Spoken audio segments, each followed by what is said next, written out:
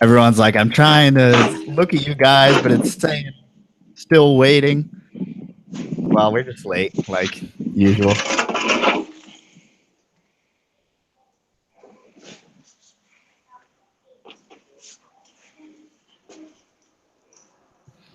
All right, everyone. Welcome to number 42, 43, 44, somewhere in the mid 40s of From the Ground Up. First, I'm going to give a little plug. And if you can't see the shirt that I'm wearing, the Snakes and Beer shirt, we have those available on our website, as well as the Port City Python shirt. More importantly, our guest who's going to be on next week, Ari Flagel. He is going on a trip to Indonesia to do some research on Boelen's pythons, and he has a shirt that the proceeds are going to be going towards his research over in Indonesia and Papua New Guinea or wherever Boelen's pythons are. We'll talk about it all next week, but definitely go check it out. I'll put a link on there. But today we have Brian Kusko from Triple B. Brian keeps retics, balls, and all that good stuff. Brian, give us a little overview on what you work with and what you do over there. Well, I work with just about anything I can get my hands on, but mostly pythons over here. You mentioned retics and balls. I've also got a couple of scrub pythons, got a carpet python that I recently got from my buddy Travis. Got a couple corn snakes, blood python, one solitary boa constrictor, and that's about it for right now. And then, of course, you guys may know Brian from YouTube. So when did you start your YouTube, and what's kind of your goal behind your YouTube channel? Well, it was about 2 years ago, I think is when I actually started it, and we actually just uploaded episode 99 this morning. And the goal with it is just basically to get more people aware about the snake community and get people together in the snake community, in the reptile community.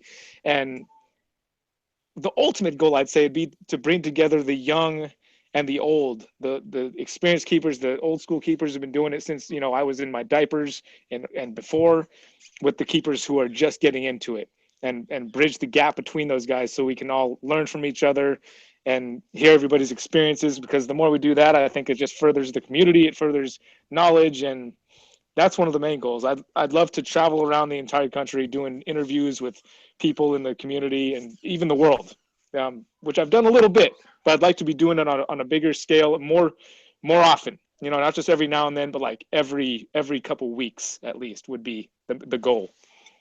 And you mentioned that, since you were in your diapers, and if no one saw, we got a picture from your childhood earlier, and we're going to put it up as a cover art of when I was Santa, and you were just a wee little girl, and I was holding you right on my lap. I like your style, bro. There's not too many people who meet me for the first time are comfortable calling me a little girl. It's a special person. Sorry. Yeah, we kind of get the making fun of the guests out of the way pretty much immediately with the cover art and doing an embarrassing Photoshop. But I thought it was beautiful. I loved it. I am that little boy. Okay, good.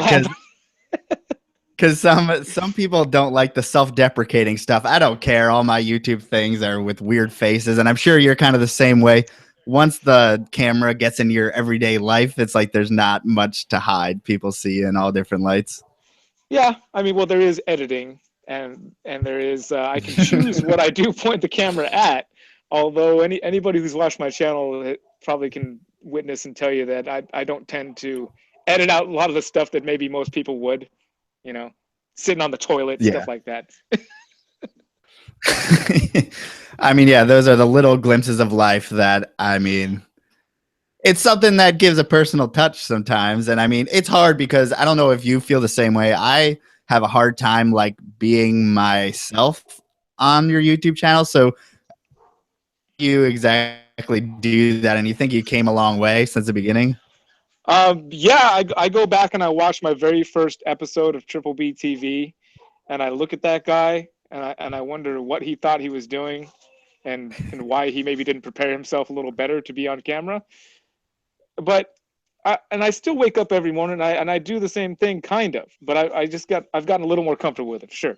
I was very much not comfortable, and I was still myself, but I was my uncomfortable self and my little bit self I've lost the word. I partook in the beer part of the of the festivities. It's already having an effect. Um, Self-conscious.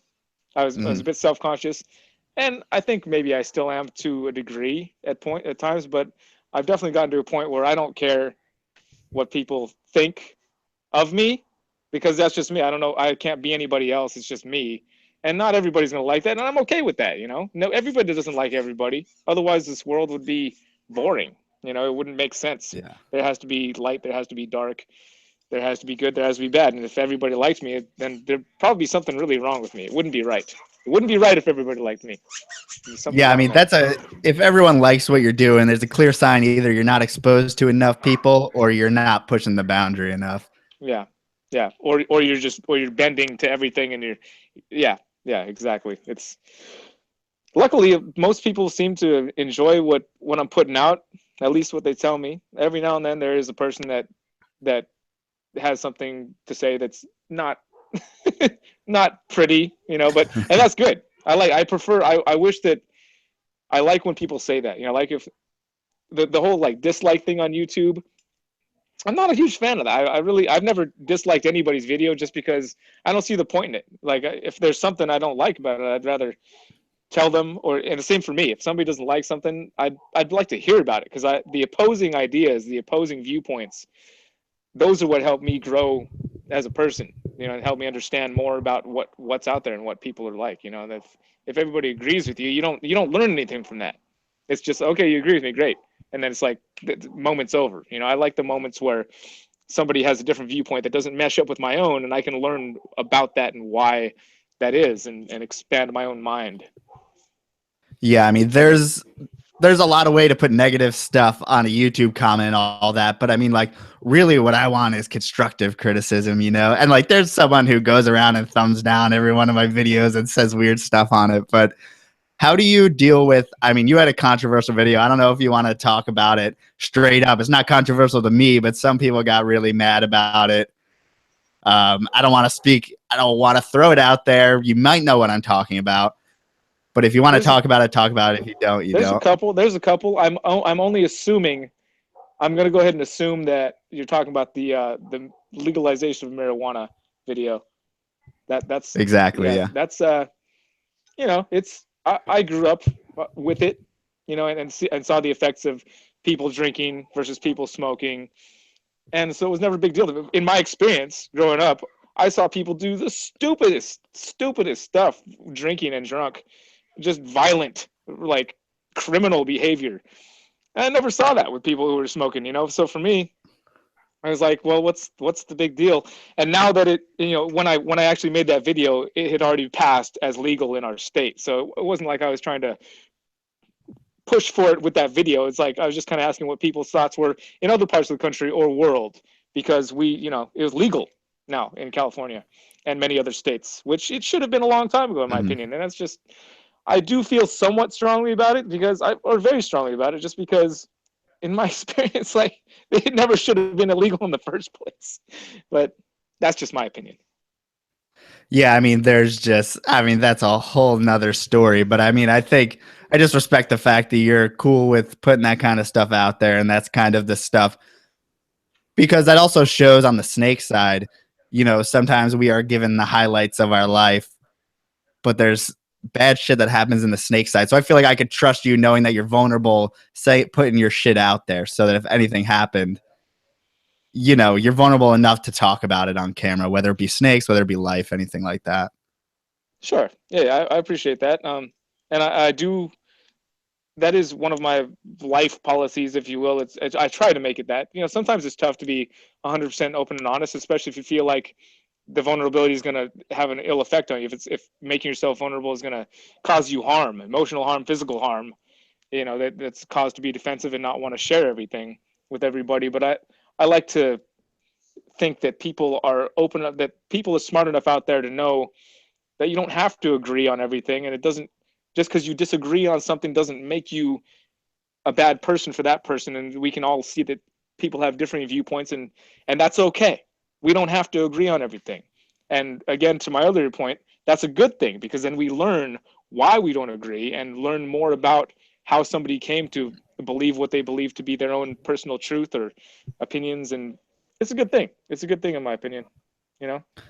and and yeah, I do like to be open, because when you start hiding stuff, I learned this through experience, that if you hide things and you try to be secretive about it, and like eventually it comes out, you know, the truth always comes out. And the longer you spend trying to hide it and cover it up, the worse it is when it finally does, you know. So if you just get it out there right from the beginning, right in the open, it's not that bad, you know.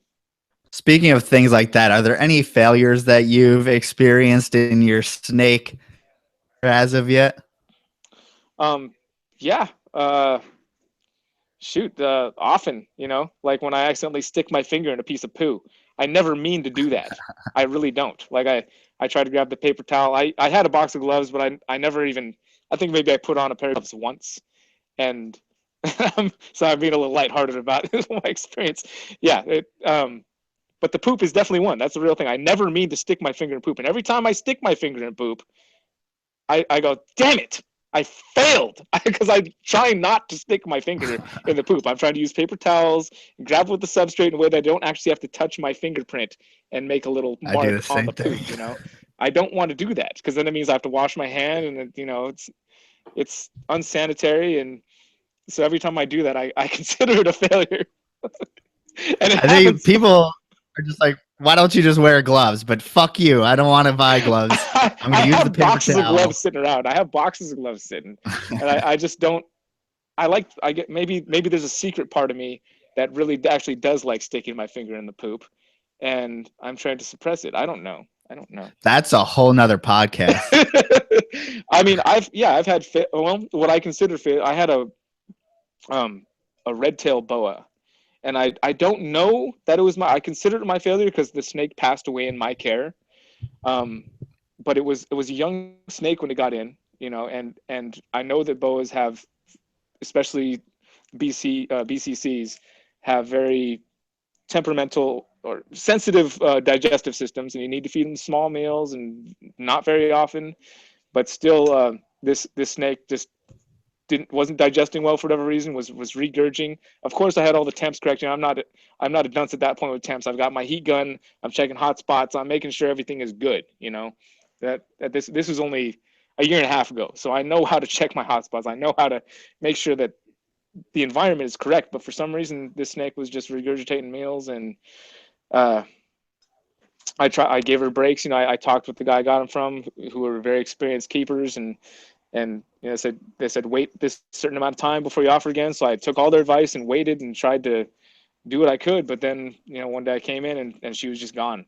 So that felt like that was a pretty big failure in my opinion. It sucked. I hate that. You know, it's like the snake is relying on you to provide its care, and when an animal dies like that, it's like the worst possible feeling of failure that you can experience as a keeper. I think. You know. Yeah. I mean, it's so shitty that we work with something that when you mess up, it's the cost of an animal's life that solely depends on you. I think that's something unique to our situation, and something that people try to not get out there. But I mean, we've all had those learning experiences like that. Yeah. Yeah. It was tough because, well, I guess the reason I consider it, the biggest reason I considered a failure is because I don't know that I learned anything from that particular experience. I didn't, because I was trying to do, I thought I had everything good. And, you know, maybe it was just some issues she was having. Maybe it's something in travel caused her to, I don't know. I don't know. I hate to dwell on it, but you brought it up, and Yeah. that's a failure. That's a failure for me. Yeah, I mean that's also shitty. They don't talk, they don't do anything, so you never really know. Now, on more of a successful note, what do you have going this year? Either ball pythons, retics. What do you have breeding? Breeding wise, I've got a few ball pythons pairing up. Still deciding whether or not this is going to be the first year that I breed retics or not. That pied female I was talking about before we went live, one of the reasons she was sent to me was to breed. Excuse me, and I don't have a male for it yet, so that's a thing. So I'm not sure that I'll breed retics this year or not, and a big part of that is wanting to make sure that I have homes for all the animals that I would produce, and I've got a good list going, but I don't want to bring those animals into the world not feeling secure about being able to find them all good homes. Because with a retic, I mean, with a ball python, it's much easier. I can guide somebody, even a first time keeper, I can help them along and help them out with that. But the retic, as you know, they get huge, and it's a big commitment for a person, and to find somebody, enough people, and retics have big clutches, and to find that many responsible people for those snakes is kind of a big deal to me. I want to make sure that they're not going to get passed around because somebody decided they couldn't care for it after 5 years or something. Um, so sorry, I know the question was about breeding, but that's what's been on my mind recently about breeding. Is No, I've got which some cool is I've got some cool go ball ahead. pythons pairing up, but I'm not necessarily gonna. I, I've been in the past to date. I've shared every single detail about every one of my pairings, and I think I might hold back on that a little bit. What do you think about that? Wait, sorry, I was just answering someone on the chat exactly when you It's all asked me right. a You question. weren't expecting me And to ask you for questions. the chat, I'm sorry, I can't answer a bunch of your questions. Obviously, I'm here alone. Melissa's not here, Yeah, so yeah. So I'm she trying left to him get to your she question. left him hanging tonight, guys. You got to cut him a little bit of slack. All right, Yeah, he's running therefore we solo. are gonna go off the rails. So what was your question? What do you think about sharing every one of your pairings versus keeping some pairings and secret, or or not sharing them publicly wide in the open? What do you think about that? I share pretty much everything from on my YouTube channel, especially this year. This year will be a lot bigger of a year than last year. Um, I've pretty much already, even on my Instagram story, I put down my notebook where I said possible pairings and stuff like that. I already put that down. Quite frankly, I've shown exactly on the core snake groups what I'm going to pair up with things that I know are going to have some demand. So I've put up, yeah, I'm pairing this ghost stripe to this lava terrazzo and all this stuff. So, look out for that. I think it's getting hype done. No one can exactly do the project I'm doing because unlike ball pythons, it's not stuff all the genes in. It's stuff all the genes in. Plus, there's some line breeding. Plus, this is just an excellent example of this animal. So no one can really duplicate my pairing, but I don't know. On the ball python, you guys are working with all the same ingredients, all the same level of the ingredients, so it's kind of a different market. True, true. That's a good point. Um, my reason for even thinking of not sharing everything this year is, well, I'm about to launch a Patreon account, which is a new thing for me. And one of the things was going to be, a benefit or reward for patrons was to get an inside scoop on some of the breeding stuff. That was one of the thoughts. I haven't set that in stone yet. I'm still gathering information from all my subscribers and everybody that follows me to find out what they want, because it's about what they want. But that was one of my ideas, was to offer up um, insight to what the pairings are going to be. And if I just spread those all over the place, then I won't be able to offer that as a benefit. That's the only reason I've been thinking about it. I know some people do it to, not have everybody copy what they're doing, or try to do something different. And there are some ball python things that are, like new genetic traits that come in and only a handful of people working, or only even one person is working with them. In that instance, yeah, Mm. you do exactly what you're talking about with your pairings, where nobody else can duplicate it, so it doesn't matter. Um, I'm still, honestly, I'm still on the fence about it. That I am going to try for more sunsets, for sure. I mean, anybody in their right mind would, because they're incredible and they're at the peak of their value in the hobby. So, uh, and man, if you saw some of these, it was amazing to see those things come out of the egg, man. Just incredible. I don't, so you don't keep any ball pythons at all? No, I used to have them. I had like the ball python snake aids go through my whole collection and tried Ooh, to treat them for whatever and lost like half my collection. Another thing, and I'm open with telling everyone that I don't give a shit because like it is out there in the ball python world. A lot of ball python breeders know about it. Whether there's some type of viruses, people call RIs, but there's a bunch of shit going on that obviously affects a whole bunch of animals. People with large collections, I'm sure, have seen it, and there's just a lot of stuff flowing out there with the green trees. We're starting to see nidovirus, which right. is fucking everywhere, man. So we're starting to see some of the probably downfall of us captive breeding generation after generation, keeping them in tubs, all this shit. I don't know what the cause of this is, but it all multiplies when all your snakes are so close to each other and you're communally, like I don't know. Yeah, no, I hear what you're saying. Um, yeah, I think there's a lot of work to be done there to find out what causes that and what can be done to help prevent it, and genetic work genetic work to find out the cause of lots of things is something I'd like to see happen, going forward. I know we've got the Burmese python genome has been mapped out. I'm assuming that's in connection with the efforts in Florida to remove them from the wild, is why that happened. But it would be But why are interesting. they so hardy in the wild, and why do they get RIs all the time in captivity? And I just feel like reptile medicine is in the Stone Ages in comparison to all the other advances we made elsewhere. Agreed. Agreed. Yeah, I think we're going to be seeing some But changes in that in the near future. I really do. mm, It's coming up. It's I gonna be think nice. what's interesting on your end as far as um, I think you have some insight just looking at your collection on how the ball python market works. You're not exactly going after all the common things that I see people do as far as, you're making like 60 pastels or something. You're going high end because if people don't know, ball pythons are kind of a pyramid scheme. You want to get on top as far as you can so that you're not producing a lot of these low level animals. So like you said, you need to give them good homes. So what's your idea on, getting into investments and stuff like that in the ball python market? Well, I mean, people. The cliche thing to say is, work with what you like, which Mhm. is true, and I think you should. If you don't like what you're doing, then it's Yeah. pointless. Then why are you doing it?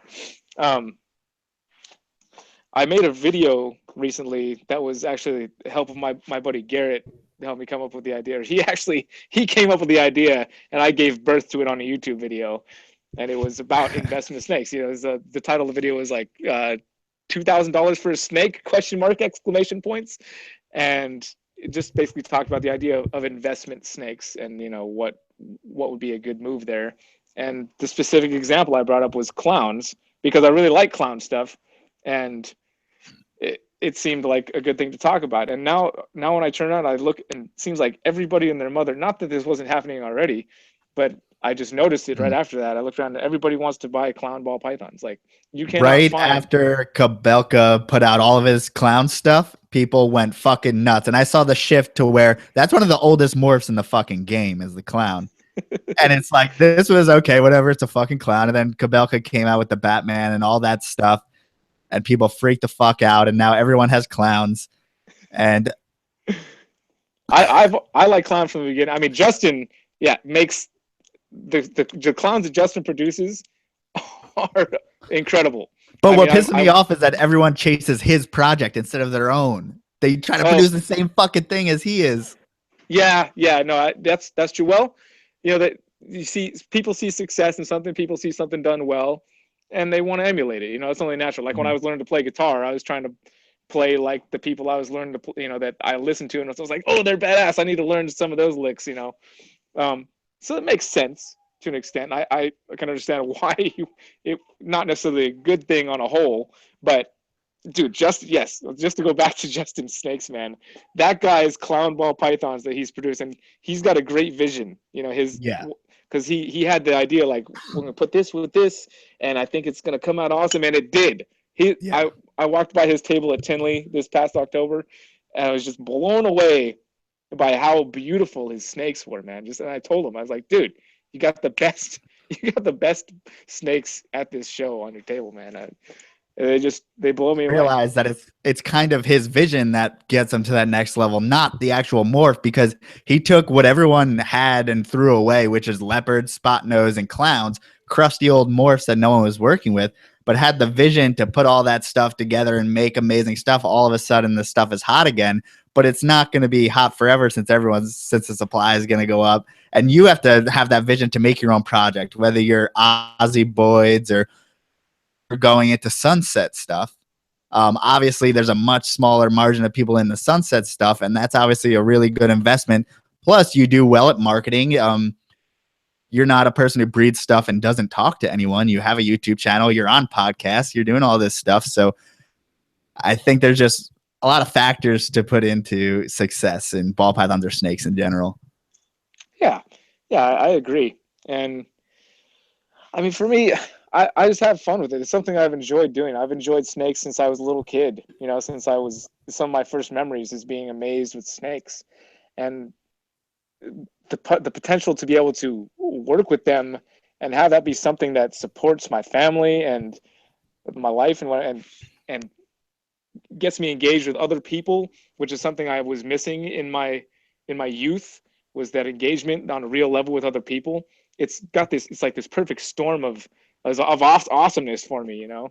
Getting to work with things I've always loved, being able to use that to help support my family and connect with the world is like I'm mind blown by it. It's something that I couldn't have even imagined happening like this. You know, I was going into it completely blind when I came back and moved back from Hawaii, because I lived in Hawaii for 10 years or 12 years, and I completely cut off from snakes at that point. You know, I had green sea turtles, and those were my reptile friends in Hawaii.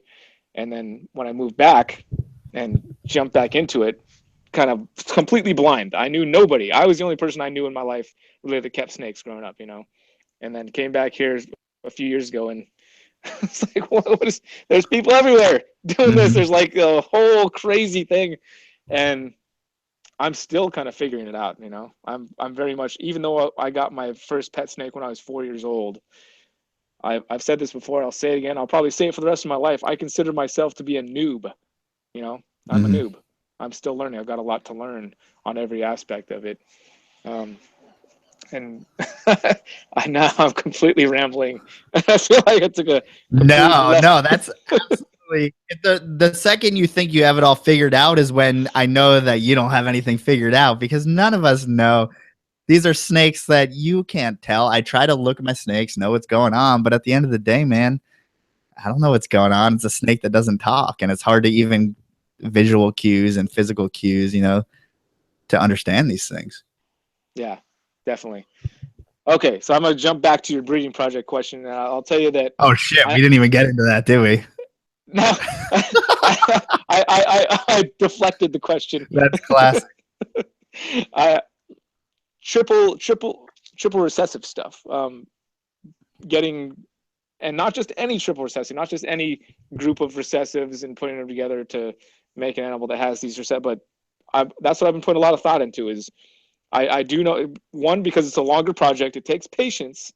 You have to wait to actually get homozygous animals on, with three recessive genes. It takes time. It takes patience, and even like the quadruple level. And not just that, and because it takes so much time, I'm putting a lot of thought into which 3 or 4 recessive traits are going to work very, very well together and complement each other very well. And that's something I've been putting a lot of thought into. And I haven't completely figured out exactly what I'm going to do. I'm still thinking about it. I'm still looking and researching and thinking and putting all of my effort into deciding which recessive traits to put together to do the best possible thing that I'm gonna look at and be proud of my Uh-huh. accomplishment at the end of the day. So that's one of my breeding projects are focused right now. Are you looking to do the same thing with your retics? Are you looking to breed your retics? I mean, if people don't know, triple recessive is a lot easier to hit when you have 40 babies. So True. it's a different Very story. true. Very true. Again, with the retics, I don't know how much retic breeding I will be doing, simply because of how many animals are produced, and regardless of how popular it becomes, it's, in my opinion, not everybody can keep a retic, for the entirety of their life. It's a big commitment. You're not talking about a little snake that you can just. It's a workout, physically. I mean, it's like working with. I don't know how to compare. I saw a lady put a post up the other day about working with she had a snake, and somebody jumped on and said, "Oh, how are you gonna?" They assumed that she couldn't handle it because she was a girl or a female, a woman, and and her reply was, "So do you think I can't work with horses either?" And I was like, "That's a good point. That's a good point. Horses are big animals." Yeah. um, I mean, we but talked to, about that a whole lot last week with Megan about the anacondas with Megan Kelly. So it's like, she feels, there's really no difference between a female with a snake, a female or male, whatever. I mean, yeah, there's really no difference. and my point there is, it doesn't matter if you're a man or a woman. I think it takes a certain person to dedicate 25 years of their life to a big snake like that, and there's not a lot of those people out there. I mean, a dog, like I hear your dog barking back there, they're a commitment too, and they take a lot of time and effort, but they also don't live nearly as long. They live like half the time. An old Yeah. dog, and they come along and they give this unconditional love. They're easy to fall into caring for. Whereas what I feel like a lot of people see a snake, and unfortunately they can dismiss it after a couple of years. They're like, okay, I've had a few years of this animal, I'm kind of over it, I'm just going to try and find a different home for it. And that happens a lot, and I don't want to see that happen with any animals that I produce. So I retics. 1000% agree. Plus, something that Ryan always says at shows is, in the first year, are you ready to buy 3 separate cages as this animal grows? It literally retakes grow so fast that you need to get 3 cages within a year or two. So, I mean, it's fiscal commitment, a physical commitment, just the fact that most people aren't into snakes for any more than like 5 years or so. There's so many, reasons that it's not the Yeah, best idea for everyone. true, true. And that So being you said, just you just like keeping them, and yeah, well, yeah, with retics, I mean, they're the smartest snake I've ever seen. You know, um, I think that I haven't kept indigo snakes yet, but I I would like to at some point. And but without having kept them, I'd like to say they're probably a close second as far as intelligence of non-venomous snake. well, it's just Um, because you haven't kept a king cobra yet, bro. What are you well, doing? I said that's why I said non-venomous. Which might make you a less intelligent human if you want a king cobra. Intelligent snake, less intelligent human. um, Uh, I've held a king cobra Sorry, venomous before. people. I love you. I've held a king cobra one time. I held a king cobra once in Indonesia, and Let's talk about Indonesia, dude. Go on. Yeah. it was one of the most incredible experiences of my life. That's for sure. I was questioning whether or not I wanted to handle it, even up to the not all the way up to the moment, but before I saw it, and the guys that were working with it were incredible, incredible snake keepers, and the way they worked with this animal was very impressive. The amount of respect they showed it, as well as skill of handling, was next level. It's like you could tell they work with this animal like every day, all day. They knew it. They were in tune with it. It was almost like they became one with the snake. They were completely focused on it. There's people everywhere in this big mall in Indonesia, and it's like that snake and that guy were the only 2 people in the universe. Just like together, and he was fully focused on it. And I was like, it was very impressive. It left a very deep mark on me. I'll never forget the look of watching this guy work with that snake and reading it and moving with it. And after seeing that happen for a little bit, I said, okay, if he thinks he can, let me hold it, and he can. And I watched how he was doing it. Somebody else held it before I did. There were a few other people. I think another local person held it before I did, um, and just the way they kept its attention and they knew what they were doing. These guys knew exactly what they were doing. I put Were they venomoid? no, definitely not. I put I put full faith in their ability at that point. After watching how they're doing, of course, there's risk. Absolutely, there's risk. I would have And done it. I would have absolutely done it. So yeah, don't feel bad. I couldn't pass it up. I mean, I know there's stuff like people like, oh, it shouldn't be free handling venomous snakes, and I probably wouldn't ever on my own. But when in with those, Indonesia, when in Indonesia, yes, it's like a taste of the culture. It's like I probably would yeah, never ride a bull either, but if you gave me a couple beers and took me down to a Texas rodeo and somebody said, just do this and you'll and just do that, and if this happens, do this, I'd be like, hold on, yeah, hold my beer. hold my Let's beer. go. Yeah, it may have not been the smartest choice in my life, but if you go through life making every single, people on podcast can't see this, but I'm doing little quotes around my head right now, quote unquote, smart things. It's a life. I mean, what kind of life is that? You gotta live. You gotta Yeah. experience. You gotta push the boundaries, like you said earlier. You gotta push the envelope and get some experience to see what's out there, what you can really. Otherwise, you just wake up every day, go to a 9 to 5 job, come home, eat some dinner, go to sleep. That's safe. That's very safe, relatively speaking. But You have a sick 401k,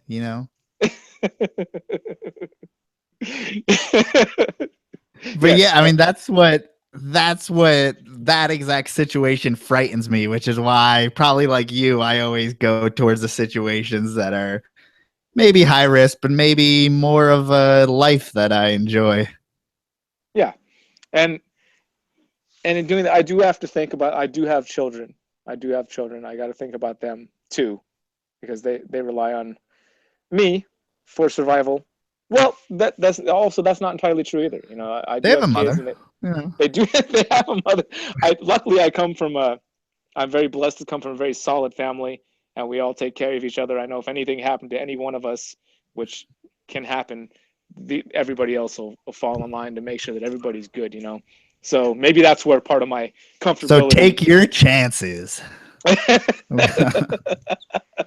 Yeah, there you go. That sums it up. Definitely. Well, This is maybe this is Melissa this would is show up awesome, to my man. funeral, but yeah, I mean, this this is go on. this is good, man. I like this. For those of you I'm guys not as listening, drunk as I'm gonna be at the end of it, so it's only gonna get worse. oh no. For those of you that don't know, Joe and I have never spoken up until about 10 minutes before we went live on this podcast, and I got to commend you for making me feel comfortable and being a welcome guest on your show here. So, good job. Yeah, you got to do a little dick sucking in the beginning. Be, I love you. I love what you do, man. And then I'm make pretty it sure you good and tried to comfortable. like make fun of me and put me on Santa's lap as a little boy. I'm pretty sure that was. Yeah. So what you got to do to make people comfortable is Photoshop them on your lap as a small child and send it out to the world. It's good stuff. Good stuff. Oh man. So how long What have the you been fuck? keeping snakes? Um, since I mean, I have a snake here who's 14. I mean, I remember in first grade going into show and tell, and I brought a corn snake to show and tell. My dad was into snakes. We had corn snakes, iguanas, all types of lizards.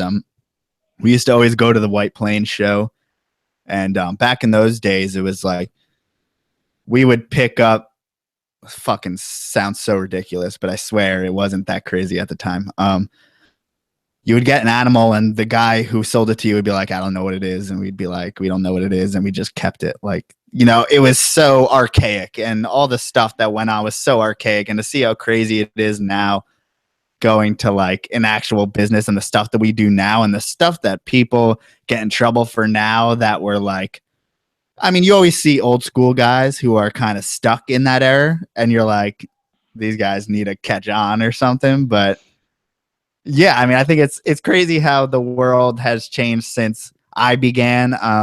And I didn't really begin at that time. I don't want to act like I was breeding. I never thought that breeding. I didn't know that breeding snakes was a thing until like I was maybe 22 or something, which is no, never mind. I was like 20 or something. It was about 5 years ago where I noticed I have these snakes, and like this guy with a ponytail is breeding them together, and like maybe that's a thing. Maybe I could breed them and like other people will be like, that's cool. And then there's all these other things that you can do with them. So really, I only caught onto what is the current hobby now, like 5 years ago, even though I've been keeping for a while, even though in high school I got out of it. Like me and Eric Burke talked about, playing guitar gets you more girls than keeping snakes. So that's what I did in high school. I drank beers and went to parties, and I didn't care about snakes. But I mean, now I drink beers and play with snakes and play guitar. So, adulthood. I see that guitar sitting back there. So how long have you been playing guitar? Since I was in 5th grade. So I've Nice. been in bands and all weird stuff. And I know you play guitar too, right? What kind of bands have you played in? In high school, I was in like an acoustic folk band, and then we had a reggae band, and then we had um, just kind of another folksy type of band. So kind of all different things. Cool, man. I dig it. I dig it. Yeah. Ah, nice. We've This talked is about cool, man. reptiles for like 2 minutes, so people are probably gonna be pissed at us. So, but Oh, in are we supposed to be talking about reptiles? Yeah, you yeah, take over. Take over. Indonesia, you went to basically a little hut in the woods with a guy with a dick cloth on that will take you to a retic cave. Can you explain a little bit about that? Maybe in more eloquent words. Well, he was definitely wearing more than the dick cloth. He had on a shirt, and Ah. he had on a very formal headwear, and there were a couple of those guys actually. Yeah, so we rolled into the village.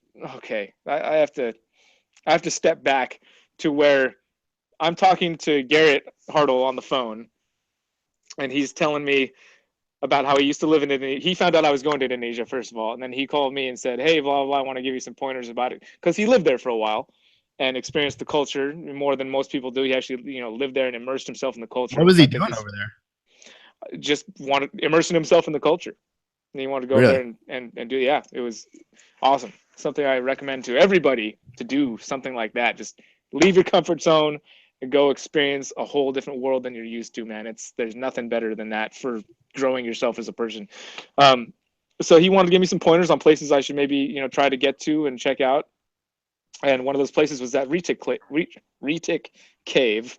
Istana Ular, his name means like snake palace in English. And basically the equivalent of scribbling a cryptic map on a napkin told me how to get to this place. And I made it a point as soon as he told me about it that this is the one place I need to make sure I go to on this Indonesian trip.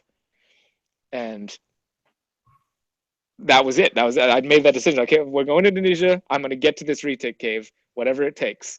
And before we got over to those islands, the Komodo Islands, we were in Bali, and everybody was hanging out, and we had a nice villa. Keo put us up in this awesome villa. It's like a honeymoon type of suite with like everybody had their own room. There's a big Explain pool. who Keo is. I may know who he is, but explain to everyone else who he is. To me, Keo is an awesome local guy in Indonesia who spent some time here in the States, going to I think he went to San Francisco State and got involved in the reptile community here. I know he's friends with Brian Gundy, and he knows lots of people out here. He was in the community part before I ever was, and he has all crazy. He has a crazy. You're He keeps you're crazy underselling animals. him. I He's guess a I. fucking baller. Yeah, he's He's definitely a baller. His baller. parents, his parents were in some kind of like shipping. Yeah, he's definitely a baller. I mean, we're sitting at one night we're sitting at dinner, and he just gives me the whiskey menu, and because he knows I really like Scotch whiskey, and he said, what would you pick here? And I was like, oh, I would definitely get that. And he said, all right. And he like snapped his fingers, and they brought it over. And I was like, and it was cool because I've done stuff like that before in my life, so I could appreciate like if you have that kind of money. $1,000 bottle of whiskey is not a big deal. It's like, oh, if my buddy wants this $1,000 bottle of whiskey, then we better bring it to the table right now so that we can open it. And I was like, yes, he's a baller, absolutely. I mean, he's probably one of the few people in the world who has a permit to keep a Komodo dragon. Maybe, I don't know. And he has like that. plowshares as well too, correct? Yeah, some plowshares and um, yeah, it was. I think there were rescues of some kind. One of them, he had actually built a one of them was disabled. I think it was like an injured animal that came in. I don't know the story behind it. All I know is that he built this little like contraption so the animal can get around. Is like constructed this little wheel device, kind of like a wheelchair for a tortoise. Yeah, and that was pretty sweet. And he's a super nice guy, man. What a great guy. I owe him a drone still. I'm not What'd you baller do? enough yet to actually. I didn't I didn't do anything to his drone. Just for all the hospitality he showed us while we were there. I told him I was going to get him a drone because he really liked the drone. You know, he really liked the drone, and I wanted him to have one. I still want him to have one. I'm just not baller enough yet to be able to get him that kind of gift. But as soon as I am, He's gonna ask him for his card number and order it on Amazon in Indonesia. Not a big deal. Yeah, so he had us up in this nice spot in Bali, and everybody seemed to be getting really lackadaisical about the rest of the mission, going to the Komodo Islands and what that meant, and jumping on a plane. Which with Brian, he's very afraid of small planes. He has a big fear of flying on small planes. And then Forrest, it was his first time out of the country, and he was kind of liking the idea of maybe not traveling anymore, just kind of hanging back for a day. And I had already made the point before I even left the country that I was going to that island to find that snake cave. And everybody else has kind of seemed like they're going to fall back. And I said, did anyone get like dysentery before that, or giardia, or? After that, actually, Forrest did get. He had some kind of food poisoning or something. I think he has nut allergies, but he was just kind of being a really good sport and trying like all the food, and it was actually after we got back one morning at breakfast, he ate something that definitely didn't agree with him. We were at David's place, his parents' pet shop, and Forrest looked like he was going to die, and we're considering forcing him to go to a hospital, but he was under the impression that going to the hospital might be a worse idea than just sitting it out. And I tended to maybe agree with him. You'll catch some other secondary infection that only occurs there. Yeah. So yeah, nobody, that was after, but eventually I told them, just like I've told many people before who decide to back out on plans that I think are going to be awesome because it's going to be, a little bit of a potential danger. I don't know. I said, you know what? Okay, well, I'm going. You guys do whatever you're going to do. If I have to go by myself, I'm going by myself. And luckily, Brian, it was nice. Brian stepped. I said, you know what? No, I'm going to go. And he came, and we went. We jumped on the plane. I thought he was going to get off the plane because of how he was literally in his seat, like shaking, and because of how nervous he was about that small plane flight. Because the guys, Keo and his buddy were like telling him, "Oh no, it's a regular plane. It's not a little dinky propeller plane. It's like a regular jet that flies you there." And we get there, and it's a little propeller plane. I wouldn't expect anything else. And he walks up and he's like, "Oh man, that's not a jet. It's a regular prop plane." But he did still get on and toughed it out and made the flight over. And we get there, and our drivers, one of them can speak a little bit English. The other one cannot speak so much or any at all. And my Indonesian consists of thank you, left, right, and straight, pretty much. So it was interesting making that trip with these directions on the back of this napkin, driving through these crazy roads that hadn't been maintained in how many decades, who knows. And eventually we pull into this village after so many hours. I think the last 10 miles of the trip took us about 2 hours because of how slow we had to go over these roads. What kind of vehicle are you in? We're in it was a 4-door sedan type of vehicle. Was it like a 1982 Toyota? Yeah, that sounds about right. I honestly didn't look at what kind of vehicle it was. I was just focused on let's get to this cave before we run out of time. And we pull into this village, and it's a big scene. The fact that us guys are pulling into the village because we're obviously not locals, and it's like it's an event for a village like that when newcomers come into town that look like they really fell out of the sky. And they brought us into this hut, and the whole village piled into the hut, and they're all standing around, and nobody's smiling at this point. And I've told this story a couple of times, so I am feeling a little like a broken record, I'll tell you. But Nobody's smiling in this hut, where this is a country where every single person I've come across, where there's a security guard, everybody literally has smiled at me in this country up until this point. Nobody's smiling in this hut. Elders come out and they're sitting around, they're talking amongst each other, looking at us, talking amongst each other. Guy comes out of the back room with this big ass knife, hands it to one of the elders, and they're just looking at him like, and I look at Brian, I'm like, and I'm thinking, what? At what point do we jump out the window and decide that maybe it's not safe anymore? Um, Obviously, it was safe. None of all that What worked if out.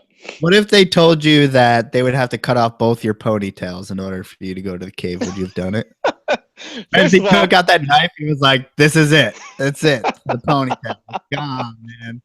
that's a good question. That is actually a really good question. He As thought he was about to ridiculous as slit your neck, but he cuts off your ponytail. well, first of all, I don't wear a ponytail. Okay, that's that's one thing Is that it a man differentiates bun? me. It's one. It here. I'll let you see it. It's That's what it It's a is. bun. It's Yeah, it's a bun. I just wrap it up and stick it up there.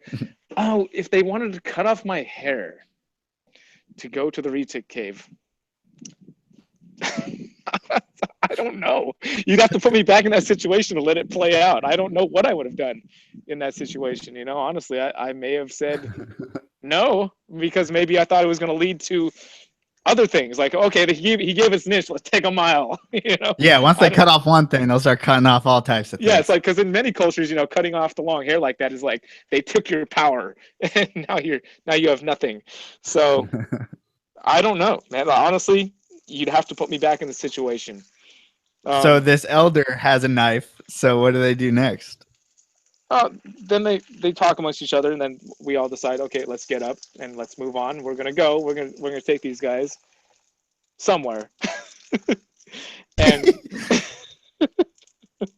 Off a and we cliff, into a cave, wherever. both of those things, yes, off a cliff and into a cave. That's exactly where we went, and it was awesome, man. It was incredible to see these retics in the wild. There was and to actually get hands on one, even though it was not the biggest retic in the world, it was still incredible to see a wild reticulated python in a cave full of bats. And I mean, this cave was like bat guano, you know, up to our waist. That's wading through it to get through there, and just like ammonia hitting you in the face, and it sounded like it was raining inside the cave, but it was just bat shit, just like blah blah blah blah blah falling on your head. Oh man, what an experience! You ever see Yeah. Ace Ventura When Nature Calls? Guano. Yeah, it was a lot like that actually. That's um, crazy. So how long was like the hike from wherever the village was to this cave? well, we drove from the village to the end of a road. Excuse me, and the hike itself was maybe it might have taken us about a half hour to get down there from where we parked.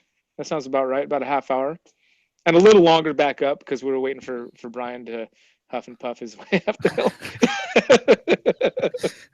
Oh, they're probably like Americans. Now they're probably fucking running through that shit. Oh, these Like guys no are in big shape. deal. I don't know how old Yeah. the elders were, but you know, I've got family in the Philippines, and some of my uncles over there who are older. They reminded me of them because they're very fit. You know, they might be 70 or 80 years old, but it's like there's not an ounce of fat on them. They still got good muscle tone, and Mm-hmm. yeah, they do, and they're smoking cigarettes, running up the hill. Um, They haven't had a carb in 20 in their whole lifetime, but you know, a cigarette now yeah, and then, whatever. yeah, yeah, that was cool, man. I'd love to go back. I'm hoping to go back next year, and maybe go. Dave Kaufman is maybe going to jump over from. He's going to New Caledonia at some point, and we're hoping to make plans to meet up in Indonesia. He'll bump over from Caledonia, and I'll shoot over from here. I don't know that it's going to happen yet. I'd like it to. One good point Are that you still trying to get to Komodo? yes, because we didn't actually go to the Komodo Island, right?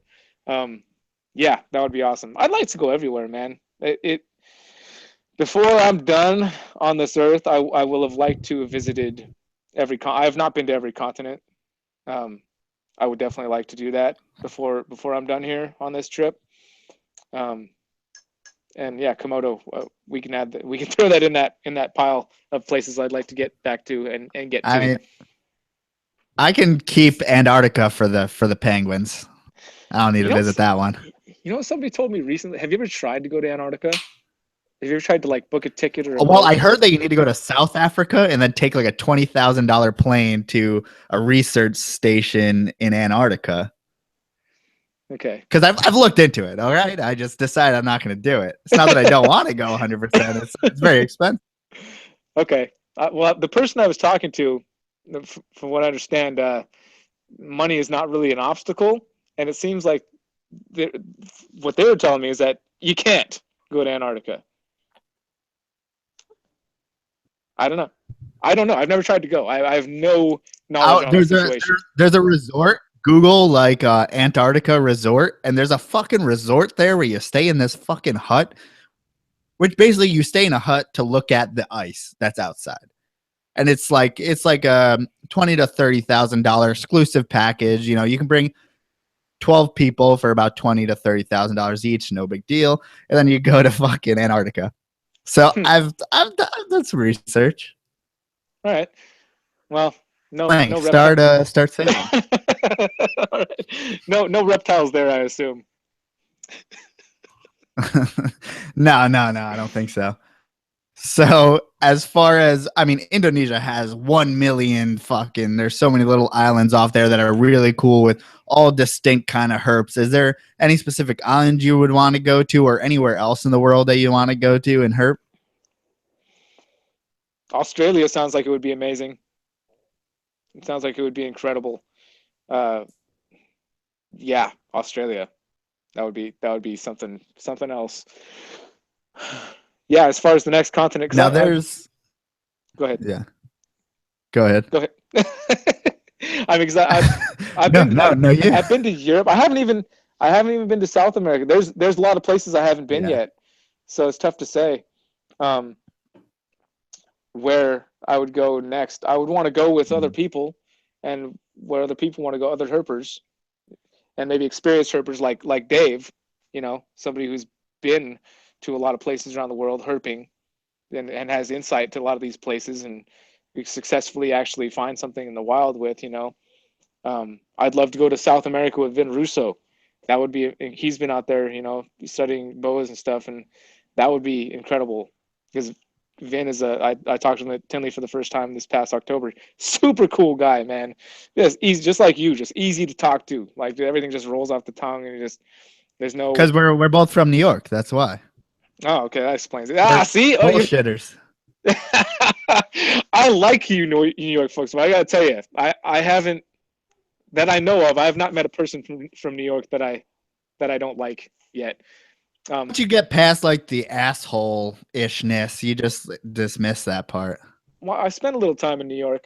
Went there for a couple weeks. Spent a week upstate and a week in the city. Went to a concert and everything. And my one city moment, I have one this New York subway moment. Well, obviously there's cool people busking and playing amazing music down there. But we're walking. It's like rush hours, like 5 o'clock, and people are going everywhere between the subway. And I'm walking. I half think to myself like, I need a pen. I needed a pen, and I said it out loud a little bit, just a little bit. I said, I need a pen, and this hand comes out from the crowd. This lady just hands me a pen and says, "There you go, keep it," and it's gone in like 2 seconds. I was like, "Whoa, thanks," and that was an awesome New York experience. And then everybody I met, like Vin, I met at Tinley. I also met Steve Roussis. I don't know if from Roussis Reptiles, I don't know if do you know Roussis Reptiles? Reptiles, yeah. Okay, that guy was cool as shit, man. I only met that guy once, and if he's listening to this at any point, or if anybody gets this to him, he'll probably think it's weird as shit that I say that I love that guy, but I fucking love that guy, man. That guy's awesome. See, your experience is like 50% of the time they're handing you the pen, and the other 50% of the time they're about to stab you in the liver with something. So it's like, All right. Well, I can appreciate that. I it's always good to keep a person on their toes. Luckily for me, for some reason, I'm not somebody that people find to be an easy target. Somebody that there's easier people to stab in the kidney with a pen. Let's go for that guy. yeah, but I mean, I think it's cool. I mean, if for people who haven't traveled, to travel all over the place. And I mean, I really got into, I read Bill Love's book. He Oh just came yeah. out with an autobiography and talking about Madagascar and all the crazy, amazing stuff. And he has basically like a whole couple pages devoted just to poop stories from, from Madagascar. I love that. I love that. I got to meet him for a second at Tinley also, but that's what I love about Tinley, man. There's so many people there to meet and talk to. And Bill was one of them. Yeah, I mean, if people haven't been to Tinley, man, it is like the who's who, and it's such a good opportunity to meet all the people that you've only seen in videos on Instagram, all that stuff. Hey Riley, can I borrow your charger, man? Yeah. Your phone dying. Sorry, it went down to 10%, and If I no had it. one knows the whole situation, when I first got connected with Brian on this hangout, he was driving his car to Travis Johnson's house because Riley, I guess, needed to evacuate his house in California because of the fires. I bring his collection over there, so they're all kind of together at Travis's house, and that's why we were a little late because Brian was actually driving up to Travis's house. Yes, and luckily Riley is here. Travis doesn't have an iPhone, but Riley does, and he has his charger here, and now I can plug in my phone so we don't lose everything. By the podcast gods. Podcast gods have said that it would be okay, and now I'm plugged in, and we can make this go all night if we have to now. There we go. Don't get any ideas because we could probably talk all night. That's the problem. Yeah, Melissa's always like, all right, this gotta end. It's 2 hours, slow down. But how do you gauge that? How do you do that? Do you at 2 hours do you guys cut off, or what happens? oh no, it's YouTube Hangout. We could do this forever long. So it's like sometimes you lose track, especially when I've had people in person at our place talking, and it's just been us bullshitting for like 2.5, 3 hours, and then Melissa comes home, or she's ditched us before. It's not a big deal. That's cool, man. I could dig it. So what's the scene as far as, it seems like a pretty tight scene. I know here in Dallas, we have an awesome scene of reptile people. California is another hot spot for reptile people. So, like everyone who you're working with over there, and how's the Cali scene as far as reptiles go? Well, I'm still figuring it out, being a newbie back into the thing here, coming back from the islands. And also I'm here on the Central Coast. So we have a much less densely, we have a much sparser population here compared to, the Bay Area or Sacramento or Los Angeles for that matter. There's not a lot of keepers right here in our immediate area. Travis is one. My buddy John down in Arroyo Grande keeps as well. And there's some other people. There's a guy here, Bob Thomas, who runs a turtle and tortoise rescue, which I came to find out his company name is actually Triple T, which I thought was awesome. but he's been doing it for a long time. He has one of the most beautiful tortoise and turtle rescue facilities I've ever seen. He's got like Galapagos tortoises that have their enclosures like 5 acres, and it's amazing. He's got Aldabras. He's got all these tortoises with amazing enclosures, and it's incredible. And I definitely need to bring that up because a lot of time people ask me, and I just mentioned Travis and I mentioned John, and I never mentioned Bob. But Bob, he's been doing it for long. He's a rescue guy. He's been rescuing all these turtles for a long time, and that's incredible. We need to go there. I need to bring people there on the vlog. We'll check it out. I actually haven't. I was doing these things called Whatever Wednesday on Triple B TV before I ever started vlogging, which was essentially a vlog. but it was like, things that weren't snake related. I'd put it on whatever Wednesday. I think I did a total of 10 of them in the history of the channel. And Bob's was one place I went to, and for some reason I never got around to editing that thing. Okay, I'm gonna do it. He's convinced me. I've still got the footage. You guys can. One of these vlogs coming up in the next couple of weeks is going to be of Bob's place. This turtle and tortoise. We all went there and helped him clean up and cut back branches and just do some landscaping stuff.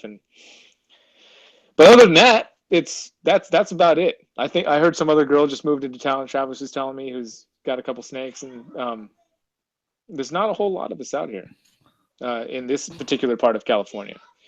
Yeah, I know you were talking to me before of the place that you're at, but it's literally and figuratively Spanish to me. So it's like, where are you, in between LA and San Francisco? Yeah, exactly halfway. I actually determined a couple weeks ago that I've always told people that it's exactly halfway, but it literally is, because I was going to have to fly out of either SFO or LAX, and it could have been either or. So I did a little research into how far each one was, and LAX was like 205 miles and SFO was 202 miles. So we're literally halfway between San Francisco and LA, smack dab in the middle. Down in Southern California, there's a big community. There's lots of people down there. And so San Diego, LA, that type of thing. San Diego, LA, yeah. And I've considered moving down there just to be closer to people. But I do have Travis. I've got Travis here, and Travis is awesome. And honestly, Travis, he has a bun too. Travis for thousands of people in. Travis makes up for thousands of people in one man, and he does have a bun. I never really noticed that. Thank you for pointing it out. Bun. I'm rocking the bun. It's just normal to you guys because all your friends have them. So. Well, I've had long hair for a long time, and I don't know. It's like, trust me, I've considered cutting this stuff off like many times. I'm just fucking with you. I only have short hair because I'm in the Army. They don't allow me to have long hair, but hey, I'm just kidding. I almost went into the Army. That was a bad choice. It was a bad choice not to? No, it would have been a bad choice. Oh, gotcha. I took the I only got a few months, man. Oh, yeah? All right. They're like, can you read? I had a buddy. Well, apparently the guy who took okay, this is completely unrelated to reptiles. I'm sorry. This is just for me and you. Screw everyone who's listening. This is just me and you, man. Tell me about it. Is anybody making comments? Does anybody want to hear? Yeah, but they're talking to themselves. They entertain themselves. Don't worry about them. I love that. I love that. I love when the audience can do that. But just talk amongst yourselves. We'll be over. Yeah. So yeah, I took the ASVAB. I was rolling through my hometown, rolling through a parking lot on my skateboard one day, which was a commonplace at that time. And my buddy Pat, who was my neighbor at the time, was in the parking lot talking to some recruiters. And I was just kind of skating. I was like, "Oh, it's Pat." I skated over on my skateboard, and I was like, "What are you doing?" He's like, "Oh, we're gonna go down to San Jose and take the ASVAB test." And I was like, and I wasn't that's doing how they anything. catch you. I wasn't doing anything that day, as many days I spent on my skateboard at that age. They're like, "Hey, we're going to San Jose." "Oh, you guys gonna go to San Jose?" "Sure, I'll jump in. Let's go for a trip to San Jose." And I took that test, and apparently, I think it was I got like a 96 or something. And it really pissed. I remember that it really pissed off the guy that drove us there. He's like, "What'd you get?" And I told him, and he's like, and he just got really quiet, and he's like, and they told me stuff about Hawaii and this and that, and they're like, "Oh, we can station you in Hawaii." Schofield Barracks is dog shit. I know a lot of people have been there. Nah, no bueno. I still ended up in Hawaii without the military, but there you go. But it's a lot more pleasant without the military. We actually used to play at Kemo'o Pub, or probably call it K-Moose. It's right across the street from Schofield Barracks. Our band would play there a lot, and it was cool. I mean, yeah, I got to talk with a lot of guys that were in the military that had just come back, and it was sometimes a little crazy, talking with some of these guys that had just come back from tour, and pretty intense stuff sometimes. I can. There's some interesting people. Yeah. I mean, it was something else. But I don't even remember how we arrived at this topic. Holy crap. No, I don't know, but someone in the chat just brought up Positive Python. So was that you're doing that group, and explain it if it is or whatever? It's not I'm not the owner of the group. I didn't create it. I was there at the beginning before it was created. It was Jay Brewer's idea. Originally, I came up with the name, but he wanted to make a group that was essentially, he wanted it to be like the Disneyland of reptile groups, where there was, everything was happy, no problems, everybody got along. Literally like Disneyland of reptile groups. That was the idea. And I was on board with that because I love Disneyland, and I do. Riley just gave me this crazy look. I think he's thinking something That's else. cute, dude. That's so cute.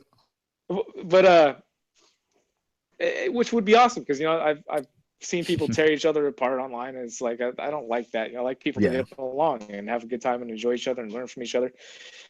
And that is the goal. It still is the goal. We got really big really fast, I think, because of Jay's influence. I'm definitely the main admin on there, even though I'm only on there half the time, which is maybe partially why it runs amok every now and then. It's tough to control and manage 8,000 personalities. There's a lot of people, and everybody has different ideas, and online so much gets lost in translation and it clashes. I would love for everybody to get along. I would love for everybody to communicate successfully.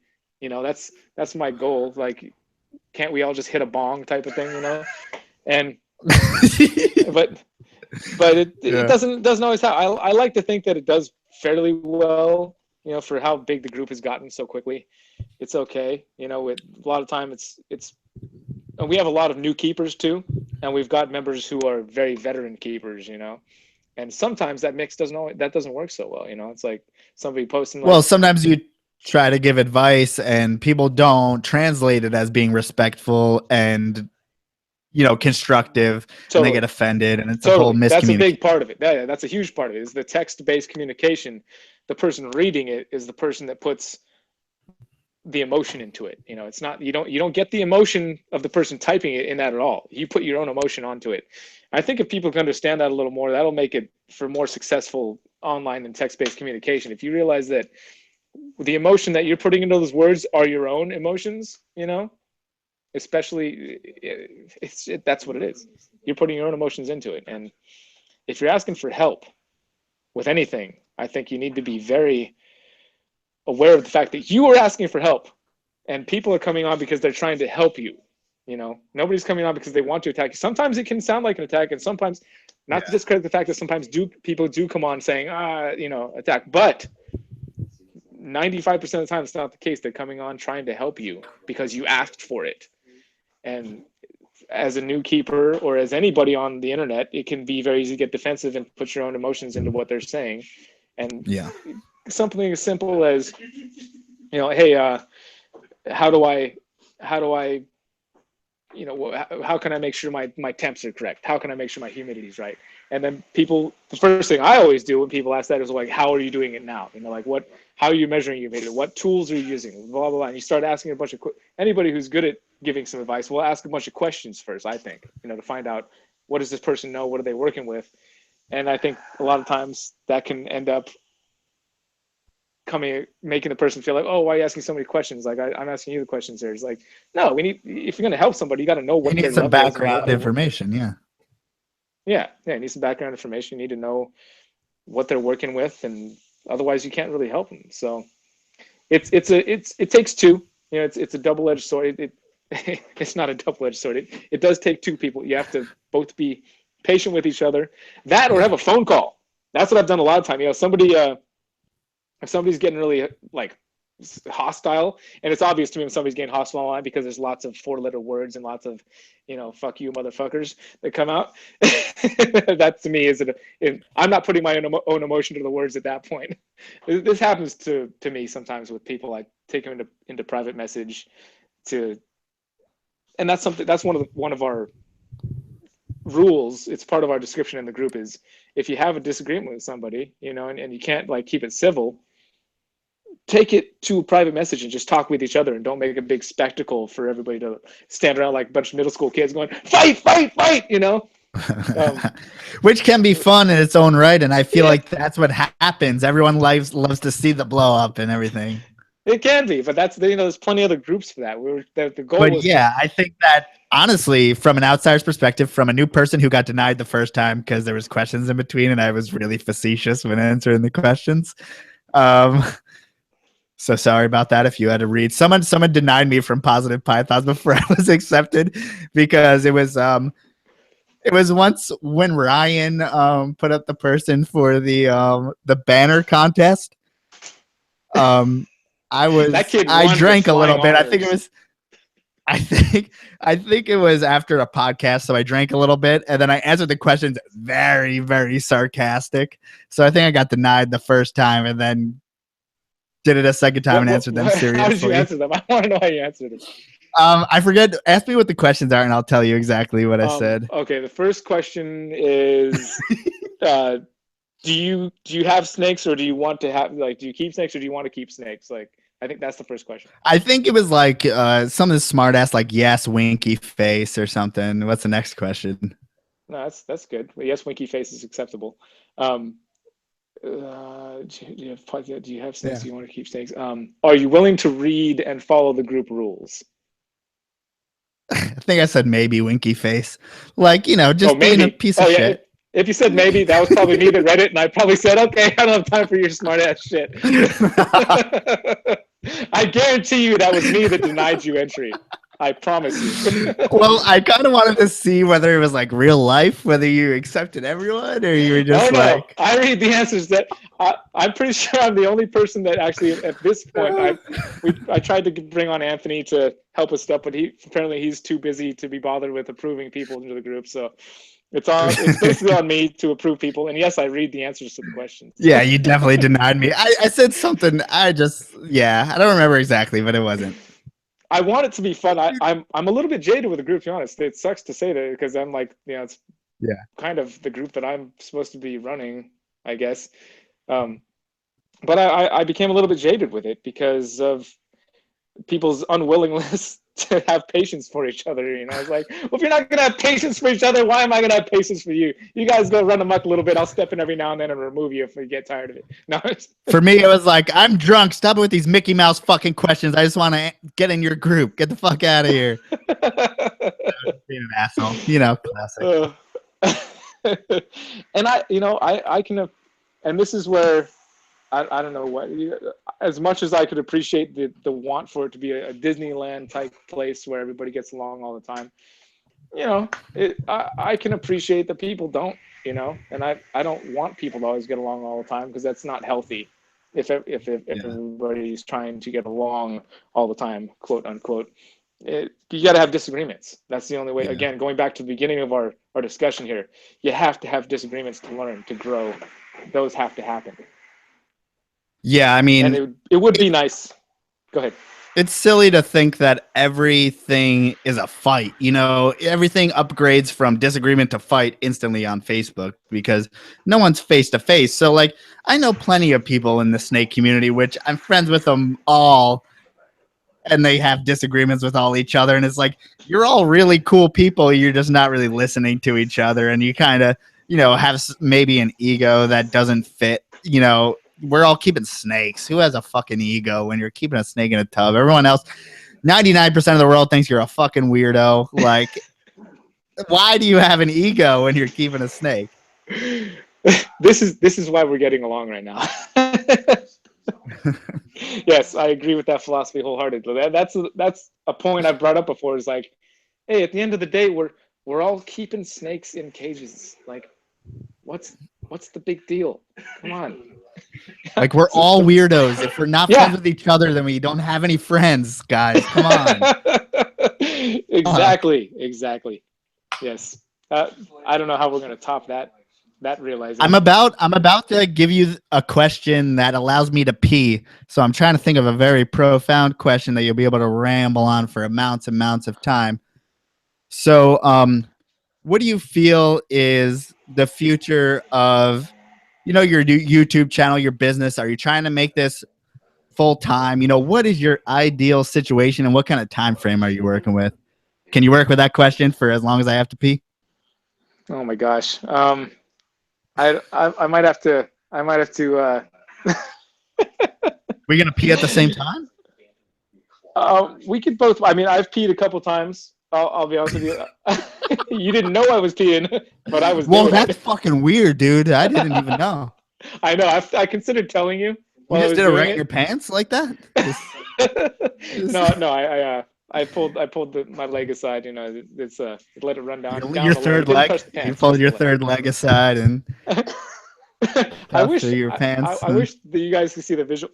Riley just came over and tried to use a pair of hemostats to assist me in my in my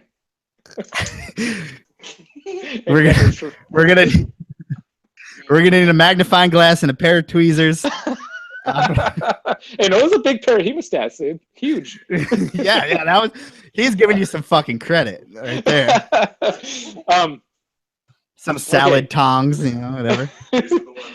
Okay, go pee. I'll answer that question. Go ahead and do your Ramble. thing. Thank you. I'm gonna ramble.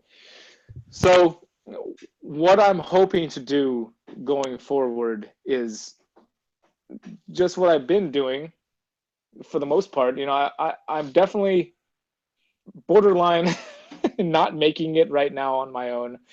I'm very much needing help, which is why I'm launching this Patreon thing so that anybody who has a desire to participate in what I'm trying to do can do so, and in turn help me from going into complete poverty.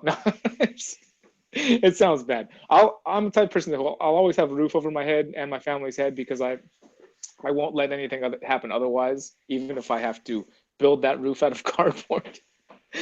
But I I really do hope that I can find some kind of niche in the community or the industry, if you will, to where I can support myself financially and my family and continue to do this. And the timeline I'm working with is, hey, well, whatever amount of time that takes, I'm gonna bust my ass to make sure that everything I need to meet is met and that everything I'm trying to do is done. And whatever that takes. Sorry, it got really weird for me for a second when you left. I was trying to- listened to every part of it, and I totally agree. Okay, cool.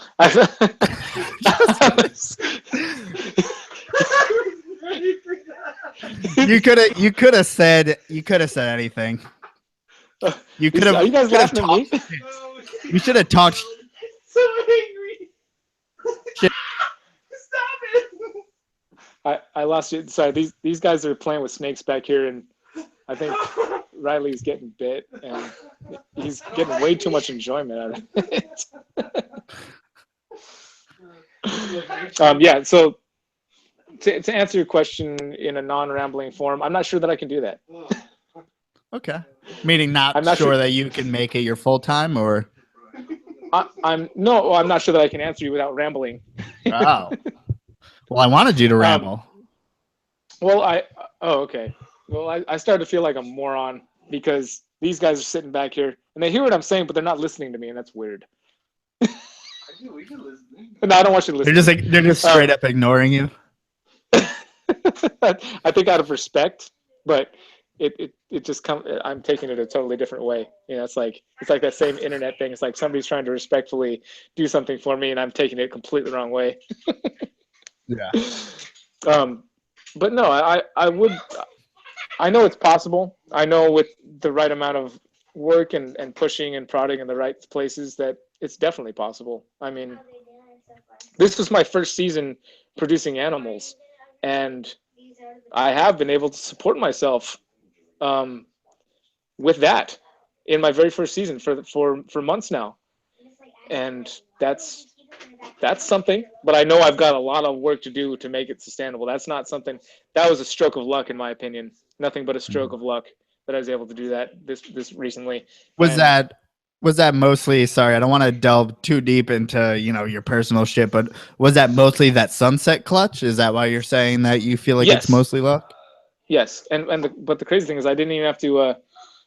Well, there was also a clown. It's pie. not luck. You made a good investment and you successfully bred your animals.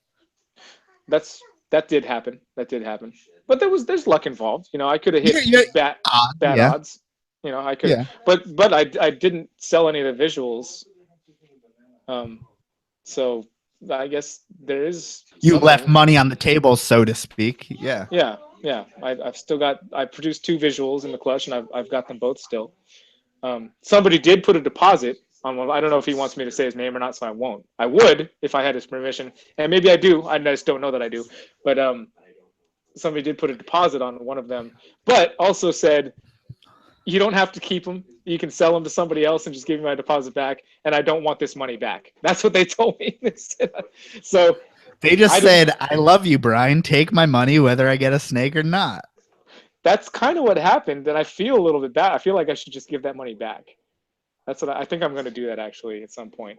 Um, especially Well, if, if anyone has any well, obviously, opinions, answer in the obviously, YouTube comments and shame if I Brian. if I sell the snake, then of course, obviously, if the snake that the deposit was made on and I sell it to somebody else, then instantly that money is going to them. But at this point, I still have the snake. Speaking of which, I And mean, are you doing? You feel good doing 20% deposit, 10, or do you have a certain number? you know, I'll work with. I won't sell a snake to anybody that I don't get to talk to like this on the phone. I won't sell a snake based on text-based communication only because of the potential for miscommunication, not being able to find out what's really going on with this person. So my point with that to your question is if they only have 10% and I feel that they are deserving of being able to, for me to hold this snake for only 10% down, I'll do it. You know, if I hear their story and I hear what they're working with and what they're trying to do and I believe in them, then I'll take 5%. You know, it just depends on the situation. Ideally, 25% deposit is non-refundable. And if that person in that situation, you know, I took 5% and then got another 5% and then another, you know, I would keep taking that and I would still make the 25% non-refundable. You know, even if they took Mhm. me, if it took them 5 payments to reach 25%, that would be forfeited right there for me holding the animal and not having it on the market available for other people. Um, you know, that 25% is always going to be non-refundable. That's the one thing that I have set in stone, kind of. And even Uh, I say set in stone, I've never had to consider refunding somebody on that yet. So I don't know exactly what I'd do in that situation. For me, I guess the short answer to your question is that it's a case by case yeah. situation for me. It really depends on the person I'm talking to and how I feel about them. Yeah, I think people downplay that a lot as far as personal relationships. Unfortunately, like I've have a lot of personal relationships outside of what I actually work with for some reason, but it's like you know, I know pretty decent sized breeders that it's like if you're a friend who constantly does business with them and they'll always work with you and stuff like that. I mean, it's so important to build personal relationship with people in the hobby or people that you're buying from as far as you know, you can make that judgment call as far as, you know, someone's done business with you before and they're a good guy and you know that their intent is pure and, you know, whatever. I mean, I feel like I would do the same thing as far as the judgment call type of thing, but I'm working with snakes that are like maybe $200, but so take that with, I guess, a little bit of a grain of salt, but yeah, I mean, I totally agree with, you know, your reasoning. It seems non-logical because it's not like 1+1 = 2. It's more like, you know, John buys from me all the time. So obviously, and that's just kind of how the reptile business works, to be honest. Fair enough. Um, I I am pretty particular about who my animals would go to. I think that a lot of people probably are. Um, I would hope, and I think that they are. Um, there was a guy who had paid for his animal in full recently. Everything. Let me start out by saying everything worked out fine in this situation and a-okay and everything was good.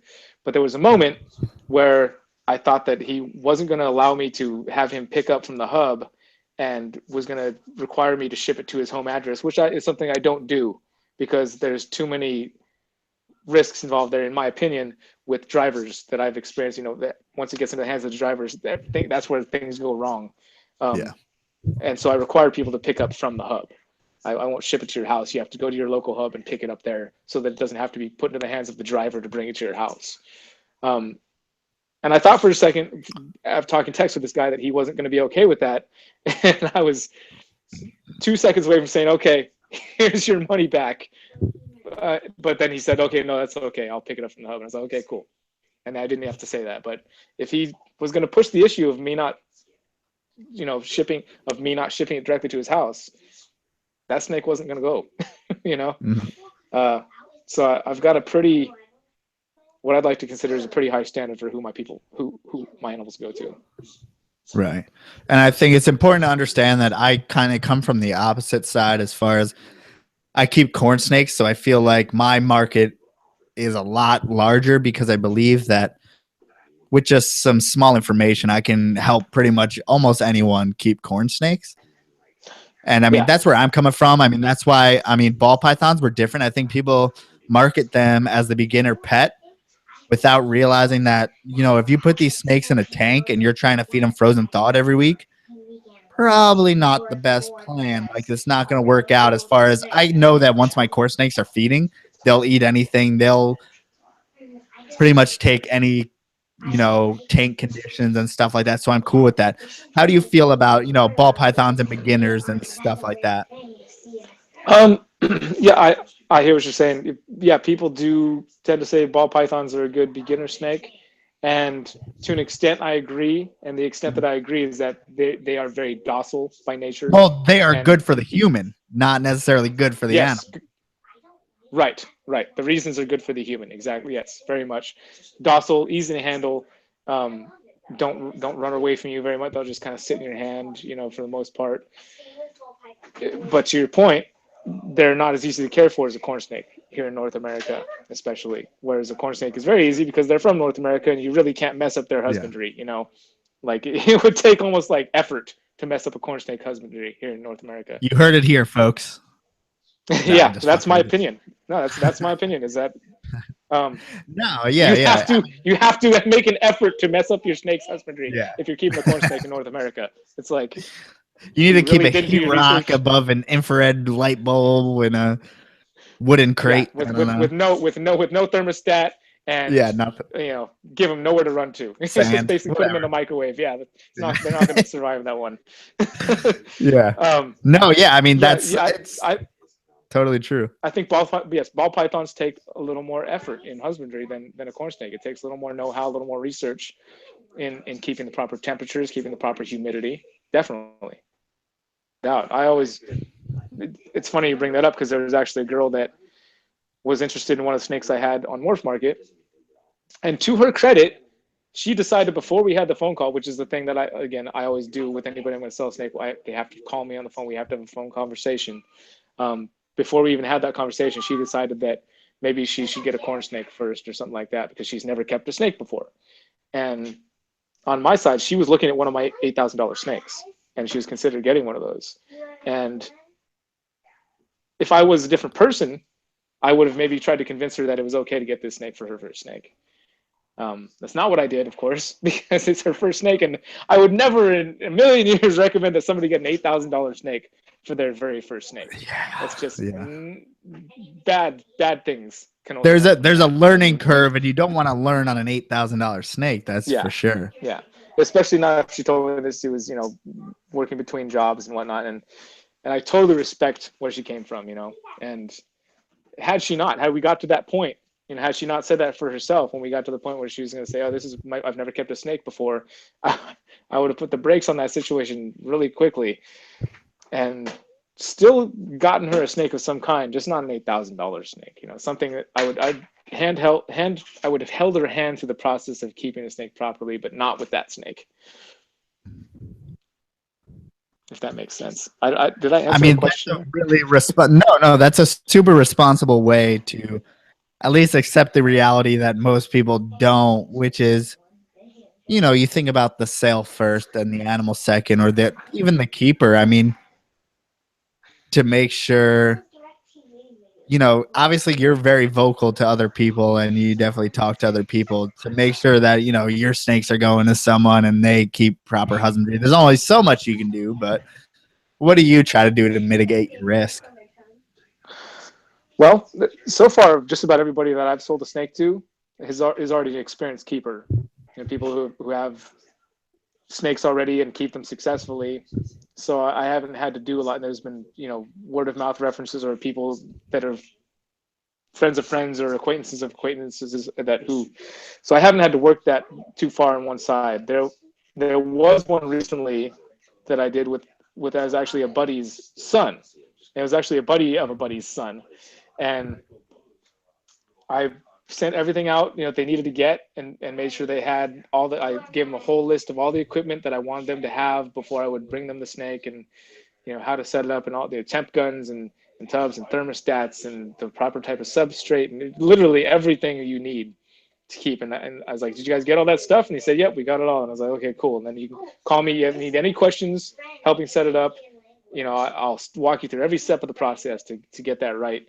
And then his mother ended up calling me later to find out like some things, some simple things about setting up the snake, like make sure the heat pad was plugged into the thermostat. And I was like, I was a little bit disheartened because they hadn't even gotten the stuff that they had told me they had gotten. They didn't, all the supplies on that list. Like one of the things I said specifically said, you need this temp gun to accurately measure your temperatures, your hotspot temperatures. You need this heat. This is a necessary item, is what I put on there, and they hadn't gotten it. And there, to your point, there's only so much you can do. How was I to know they hadn't gotten what I told them they needed to get when they told me they had? There was no way for me to know that until they luckily did tell me they didn't. And I said, why? I told you needed to. Please go get it right now. And yeah, so that's what I do. I try to make sure that the person has all the knowledge they need, all the supplies they need, and know how to operate it if they don't have an experience doing it's just to us it's like the end of the world, but to regular people it's like, oh, I'm just getting a pet, it's whatever, it's just gonna stay there, do whatever, and they don't think that much further than that. For us it's a much different deal. And I mean, I've seen how you send out your shipments and stuff, so I mean, explain all the marketing materials and all the shit that you put in your shipments and why you do it, and everything like that. Well, the only part, I guess you could consider everything marketing. To me, marketing isn't. I don't like to put that out there as a negative word. I don't find it to be a negative. No, yeah, word, no, sure. That's what it is. Sure. Yeah. No, yeah. To me, marketing, I guess it just comes naturally. I don't think about what can I do to market this. I just do what I do. And apparently that's good marketing. That's what I've been told from an outside perspective. Somebody else told me. Yeah, the right thing to do is actually the best marketing that you can do. So I just do what I would want somebody else to do for me. It's that classic golden rule, do unto others as you would have them do unto you. Those are my business tactics. That is my business plan. Which is the best business tactic, which people don't know about. It's so simple. It's so obvious that everyone was taught forever. So. Yeah, I don't know. That's just what I do, and that's so. I'll tell you right now, one of my big influences for how I package the animals for shipment and everything was Ben. When I got a snake from him, one of the first ball pythons I got was from Ben, and I was very impressed. I was like, wow, look at this, like custom tape and like this amazing looking business card, and so I wanted to take that, what I thought was awesome, and just expand on it a little bit and do the custom tape and have cool, have business cards in there. And then I went as far as to put genetic paperwork, lineage paperwork, if you will, little pictures of the parents and with the offspring, and a little rack card, the same card that I put on all of my snake tubs and snake enclosures. I put my own little card that I got the idea from Doug at Hissy Fit Reptiles. It had these awesome looking rat cards, and I saw him on his YouTube channel one day. I was like, oh, those are sweet. I need to make some of those. So I put one of those with every snake, because I make one for them after they clear a certain point and they're eating on their own. I make them one anyway. So it's like, if I'm sending the snake, I might as well send the card with them because they're not staying here.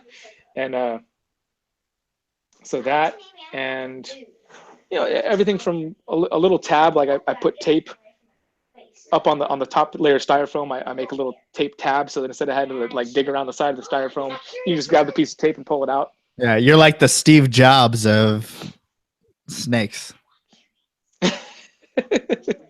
I do like it to be an experience. Yeah, I want it to be, again, I want it to be what I would look for, what I would hope to experience when I'm, going through that process. That's what I try to do for other people, is what I would want, So it's really as simple as that. Yeah. And I know a close friend of yours is guard Garrett Hartle, and I saw his like just the marketing he does and the show display and everything. I mean, is he an influence in how Dude, you send out your stuff? And that display was incredible. He, on the technical side, he definitely showed me a couple things on how to pack them properly, make sure they have proper ventilation. That's something he definitely um, instilled in my brain, was how important ventilation is. Even more so than getting the right temperatures, is the ventilation. Is, he said, in all his years of experience of shipping reptiles, DOA's the number one cause was a lack of good ventilation. So that stuck really hard with me. The marketing side, I mean, as far as just strictly the packaging on that, I more came up with my own stuff there. His is amazing. His stuff that he does there is awesome. And there are many things that I do look to Garrett for. Luckily he's found something in me where he likes to call me and talk to me. I thank the snake gods every day for that, because he's a very intelligent individual and has lots of good advice to give, more than I can handle at times. It's like, okay, hold on, let me process all this good advice, and then I'll get to the next piece of good advice he's trying to give me. But yeah, the packaging was kind of my own idea. But yeah, his booth that he set up, oh man, that thing was killer. I was so taken back by how good it looked when I saw the pictures of it. I sent him just one word in every possible communication. Like, I sent him, I sent him an email, I sent him a text message, I sent him a Facebook message, I put a comment on a post, just one word in each one of those spots, all simultaneously. And it was dude. Because it's all I could say. I was looking at the setup. I was like, damn, I feel like I just walked into the Gap or something. I wasn't even there. It looked like, yeah, it's like because we all go to reptile shows, so we know what to expect. His was like a professional, like you walk into, if you've ever been to a trade show for an actual legitimate industry or something else, like his looked like a retail store in a little corner booth. It was fucking amazing. Yeah. He has a lot of experience there. I think he's worked in sales and in that type of industry before he went full time with his, and that definitely shows through. And he's a good guy, man. And again, he treats people the way that I think he would want to be treated, and that's where I think a big part of his success in marketing comes from, is that he's just a good dude, And if you're a good dude, then good things will follow, I think. Yeah. So have you you may not be at the point where you're going to do reptile shows, but do you plan to do reptile shows in the future once you get producing more? Dave asked me if I wanted to split a booth with him at Pomona, which is our big show here in California, coming up this January. And I want to. I don't know what I want to do yet. I want to do something good. Obviously I don't want to copy Garrett, but I would like to have something awesome. If you do, no one else will know, and they'll be like, "You're fucking amazing." So, no, but he again, with all of his amazing ideas, he did throw some ideas my way of what I could do to be a little different, but still stay true to my own stuff. Instead of wood, do brick, and just change it all up just a tiny bit. That's it. So I'm not 100%. I haven't given Dave full confirmation on splitting a booth yet at Pomona. I've not yet vended a show at all. I honestly don't know if I will. Here's one idea I had: is to show up with just my two sunsets, and those are the only snakes on my table. One here, one there. Big sign in the back says Triple B, and like a spotlight on each snake. that was the thought. I mean, that's like that's the Justin Kabelka. Justin will bring out a whole half a table of his snakes, all say not for sale. So there you go. Yeah. And I mean, that's not even. I mean, I respect that, because that is respecting the long game rather than the short game. Because everyone's like, "Oh shit, that Brian Kusko guy? He has good shit." We're not able to buy it, but maybe one day we'll be good enough to buy Brian's snakes. So it's like, you're running the marathon with respect.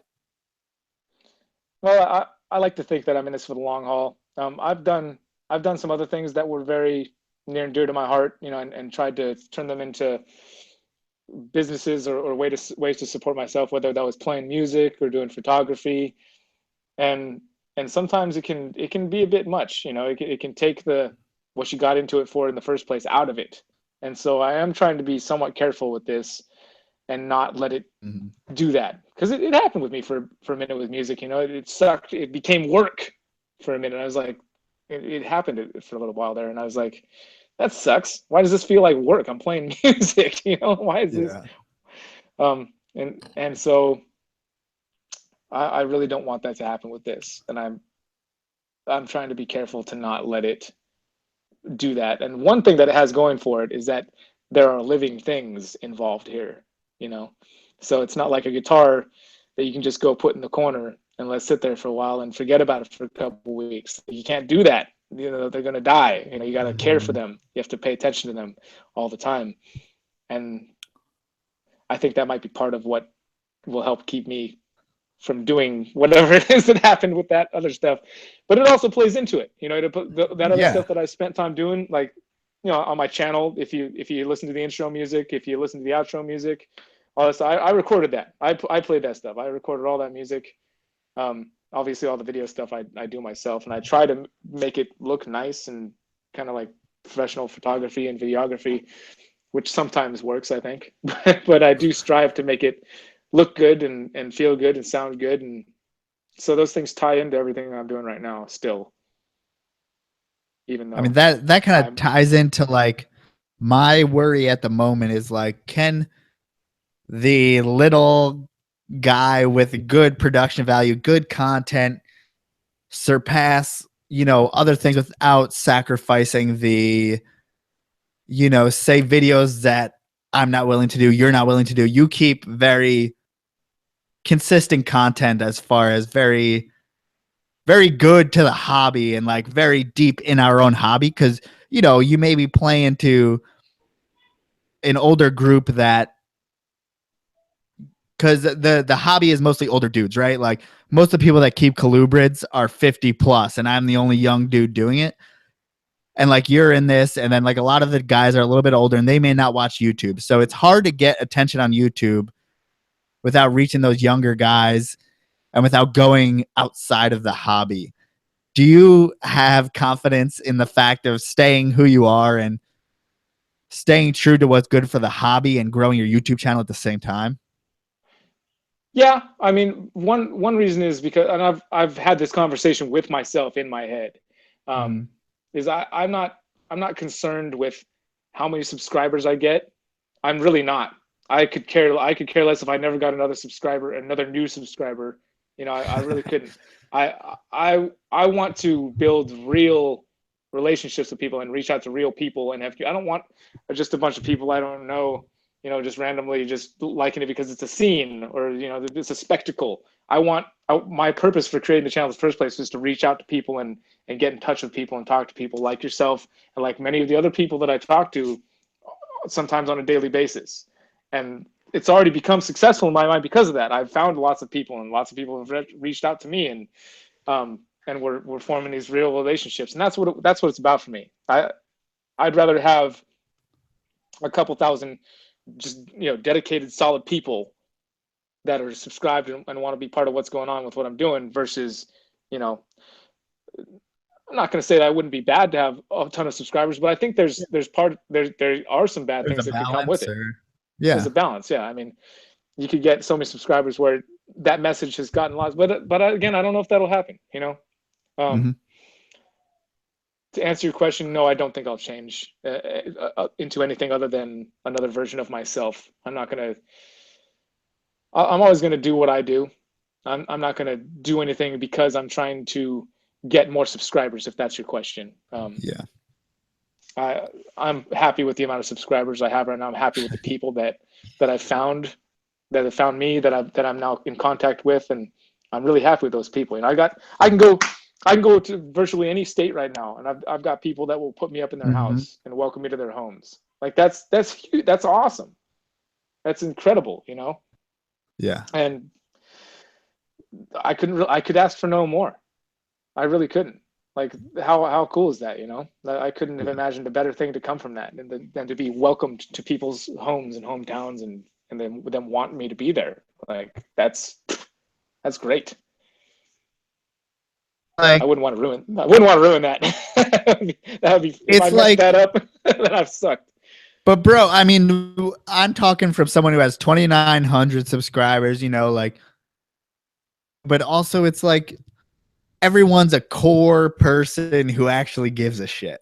So it's like if I had 100,000, I may have a lot more people that don't actually on the surface may give a shit, but don't really at the end of the day. It's like for me, just under 3,000 people still sells out all my snakes, still gets me educated people who want to buy my snakes, gets people who's interested in me just to talk about snakes, which I love to do. Like I'll talk to anyone about snakes, but I feel like even just we have tiny amounts of people in grand prospect of all the YouTube people who watch YouTube and shit, but it's like I feel like that's enough for me. So I mean, I feel like I connect on that fact. As far as more people won't feel like more people because like I have a core of people who really give a shit, like true motherfuckers who give a shit. Yeah, that's what it's about. That's what it's about. And Garrett mentioned at one point that I wanted to do YouTube full time, and he's right. I told that to him. I do. That would be awesome, but not in the traditional sense of YouTube. Not in the where like because of the amount of subscribers and the views that I'm getting get me the AdSense dollars that will support me. Like not through that. That could be cool. So that would work, I suppose, but more some other way. There's another way out there, and I'm searching for it right now. Where just, I am doing. with Go ahead. where I don't. It's not going to be the AdSense dollars that support the amount of stuff that I do. It's not going to be the AdSense dollars that support my family and do that. It's going to be the solid core people that believe in what I'm doing and want to support and want to see it happen and make it happen because they believe in what's really happening. And it takes a village type of thing.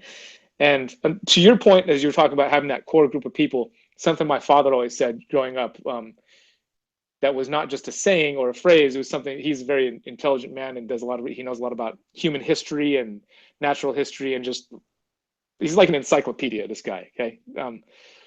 He always said that the most successful societies were small groups, small villages of like 30 people or so. Have throughout history proven to be the most successful groups of people or societies or small groups of people because everybody knows each other. Everyone knows what's going on. If somebody does something off the wall, it's not necessarily off the wall. That's just that person. That's how they are. It's nobody's like, oh, what is this guy doing? They're like, oh, he's doing that. He always does that. Everybody kind of knows each other and how it works, and it makes for a very successful community. Yeah, I mean, for me, I'm trying to find a way.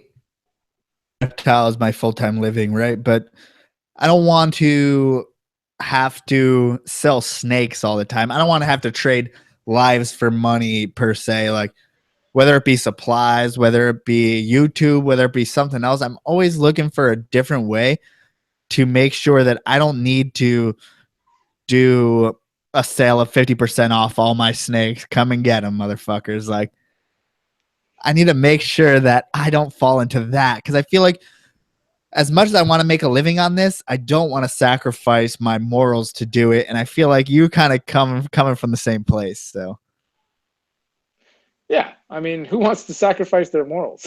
who wants to sell their soul? Not anybody with a soul. Anybody who has a soul and knows what it's worth knows that that's not something you want to part with, man. That's your soul. That's the only thing you have going for you in this universe, on a certain level. We're talking about intangible things. Your soul is priceless. Once you sell that, hippies talking about this shit. This is my last beer of the 6-pack, so there we go. I dropped it. Oh no, now it's shaking. This is gonna be bad. That's your karma. Yeah. It's the goddamn devil coming after my soul. Goddamn it. I do have hippie tendencies from time to time. I'm not gonna lie. Um, Well, once you take extraneous, I don't know. I've put some things into my system that have made my mind connect in different ways than it had previously. That's just my. That's a hell of a way to put it. Mushrooms are on the bill for California to be, I guess, decriminalized or legalized. Really? 10 years away, but yeah. That's I'm not trying to pretty- name any names of anything I've ever, partaken in, but I'm just making a general fucking statement, like guys. Just trying to get you to know. Psilocybin cubensi. That's a big. That'd be a big. That's very progressive of us as a state, I think. Stop being so close-minded, bro. You're being so close-minded. Oh my god, that's a whole different podcast. Someone on the chat just said, and we're off the rails. That is an entirely different podcast. If Donald Trump did shrooms, man, it would be a different world, man. That's just it. That scares me. Well, he shouldn't be the president on shrooms. He should do shrooms and be the president, not, whatever. What the fuck are we talking about? Oh my gosh. Snakes, I think. Snakes? Oh, snakes. I keep some snakes. So scrub pythons, dude. I fucking love scrub pythons. They're sweet. They're sweet. The way they locality do you have? Just two. Locality Merauke, southern. Yeah. Okay. Yeah. The way their athleticism. I'm sorry. Yeah. It's all good. Yeah, the athleticism that they possess, and just the posture alone. I love when I pick up a scrub and it pulls its by neck posturing back in that. Yeah, you mean about to bite you in the fucking face? Yes, that posture. Yes. Yeah, when they go back for that full like triple S in their neck, they have such long necks, and when they posture up like that, it just looks like they're so ready, more ready than any other snake you've ever seen before. It's like an Amazon Trebo or something, just like, I'm ready. I'm ready. Bring it on. And they're cool, man. The iridescence, I've got mine to almost stop musking on me. Almost. If I make a sudden movement, then they'll still do it. But it'll be nice. They're still young. They're small. To me, that's worse than biting the musking. Oh, it's much worse. I would much rather. Oh, dude. When you talk about a smaller snake, my scrubs are still small. When you talk about a snake that size, with a head the size of your thumb, yeah, I'll take a bite over a musk any day of the week. Like, I'd take 10 bites over one musk, 20 bites, any amount of bites over the musk. But they'll give you both, which is like, it's part of why people don't work with them, but it's part of why we should probably work with them, because we need some captive generations maybe to calm them down, plus like just respect the animals that they are. Yeah. I like to think I'm doing that with mine. I've got them to where I can, pet under their chin and do that kind of thing, which is pretty cool to be able to do with the scrub python. And I'm hoping that they keep that as they grow into adulthood. It'd be sweet to just be able to pick up your scrub and give it a little scratch under the chin. Good luck, man. And my female does it. The male's a little iffy about the chin scratching.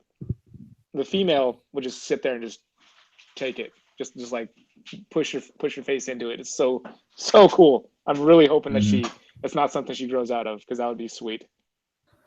So do you believe in the fact that I know Garrett has some dwarfs, and I always hear dwarfs are very, very aggressive, all this shit, but there's not very many, generations. As far as the scrub pythons, the same thing.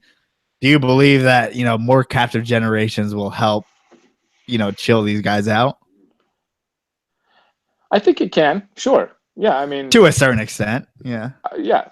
To a certain extent, it depends on who's working with them, If Garrett's working with them, three generations down of one of Garrett's super dwarfs, then yeah, that's gonna be a chill super dwarf retic in my opinion, you know, because he works with them and he gets them used to being handled and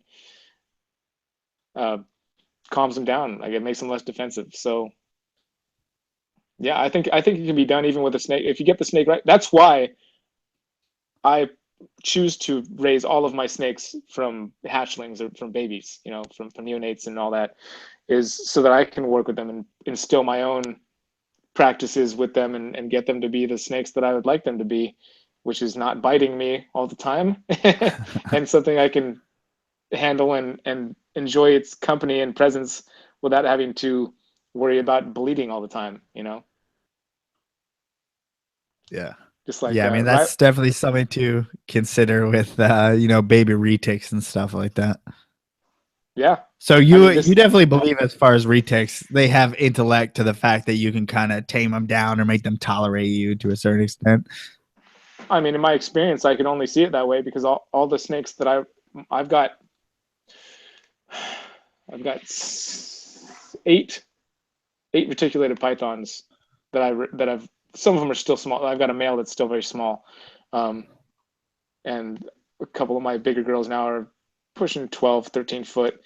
And I've worked them. You know, I got them when they fit in the palm of my hand, and I handle them. I work with them. I make them feel that they have nothing to fear from me, and they're babies. They're little. You know, I can pet them under the chin. I can open up the enclosure and have her come crawl out onto my hand and put her face to my face, and she'll just give me a little tongue kiss on the nose, and they're good. They're good to go. I've got zero fear. Not that it couldn't happen. I'm not saying it couldn't happen. I'm not saying it won't happen. You know, maybe one day she'll come up and say, you know what? Screw you.